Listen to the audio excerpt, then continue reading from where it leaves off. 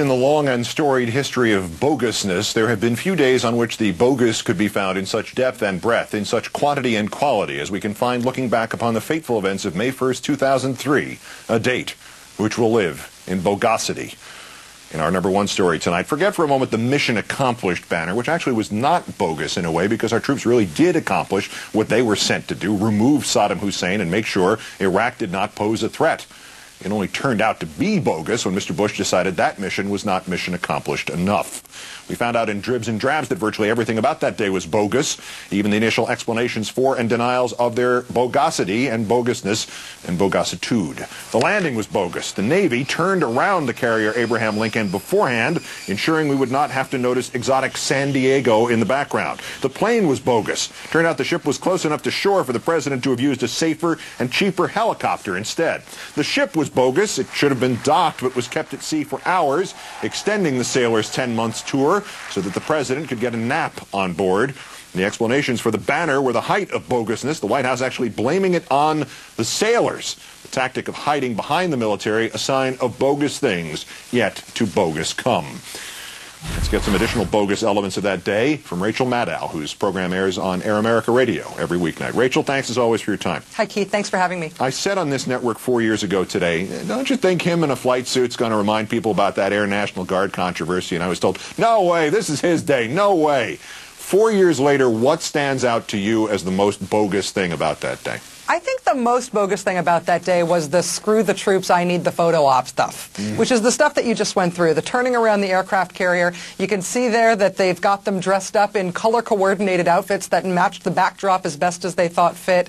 The having him land there in the plane, even though his helicopter could have reached it.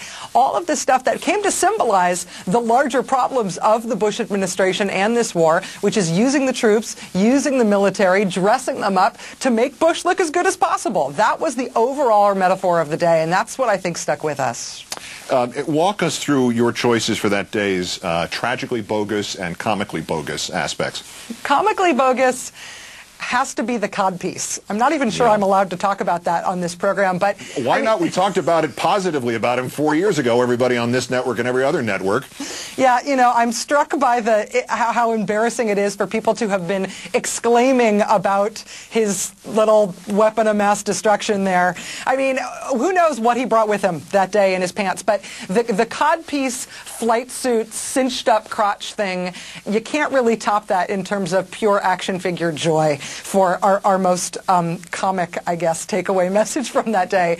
In terms of the tragic takeaway message, I actually think the fact that at the time, the fact that we really fell for it. I mean, it was so transparent what he was doing. It was so transparent as kind of an evil photo op in terms of what he was trying to make happen. We knew that so much of the photo op itself was bogus that day. But when you look back at the transcripts of the way it was discussed that day, I mean, even Chris Matthews coming on your show that day and talking about him being a hero and how much women love a hero and women love the war now because he looks so great.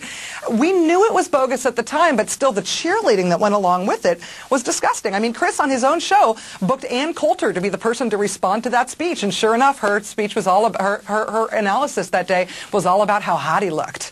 That is the tragic part of it, I think, that was actually really part of the media cheerleading about the Bush administration's PR. Yeah, post-traumatic stress disorder can really make you do stupid things. There was something creepy about that attempt to fetishize the president there. The favorite analogy was they're having him dress up and play Top Gun, but I thought then, and would you agree now, that the message really was he was Bill Pullman from Independence Day, he was the pilot president saving us from intergalactic invasion. That was, the magnitude was not just, oh, he's shot down a couple of invaders, but that these were, aliens who were come to destroy the planet. Yeah, I think that's a good analogy. I also think, though, that you might find a good analogy in, like, Sanjaya on American Idol, in the sense that he really was doing his best, but the usefulness of this occasion, the usefulness of this photo op for us as a nation is in how bad it was. We don't remember this because of anything he said that day. We don't remember this because of what the bravery of those troops who he was supposedly saluting on that aircraft carrier.